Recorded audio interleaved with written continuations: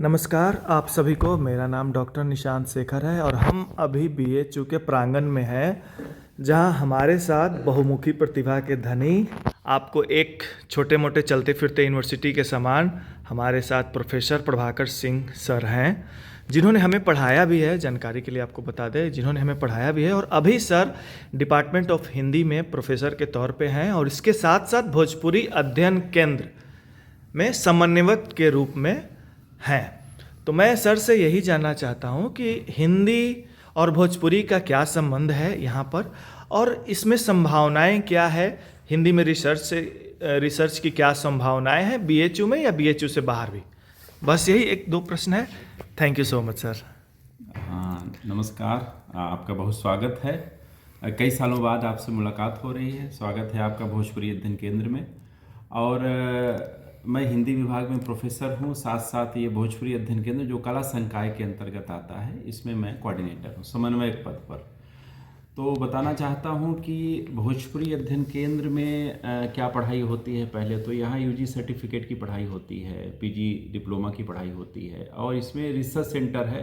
तो inter faculty बहुत सारे संगीत विभाग से, विजुअल आर्ट्स से, सोशल साइंस से और आर्ट्स फैकल्टी के बहुत सारे प्रोफेसर मिलकर यहाँ पर भोजपुरी से जुड़े हुए रिसर्च कराते हैं। जैसे उसमें भोजपुरी कलाओं पर, साहित्य पर, संगीत पर, भोजपुरी के डायस्पोरा पर विशेष रिसर्च यहाँ पर होता है।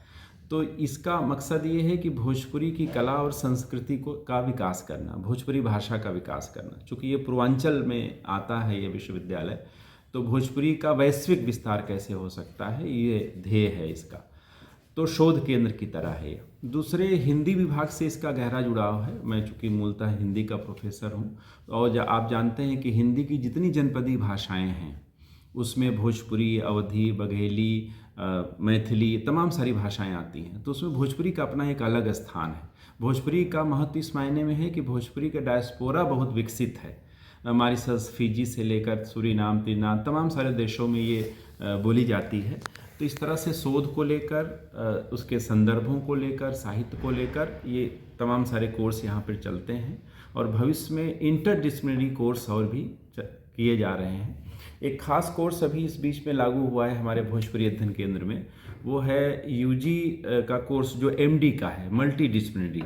उसका विषय है भोजपुरी साहित्य, संगीत और ललित कलाएँ। तो ये एक विषय लागू हुआ है, और यहाँ से भोजपुरी जनपद एक पत्रिका भी निकलती है। साथ साथ हमारा जो अंतर सांस्कृतिक जो चिंतन है भाषा का, कलाओं का, उसको भी हम यहाँ से विकसित करने की कोशिश कर रहे हैं।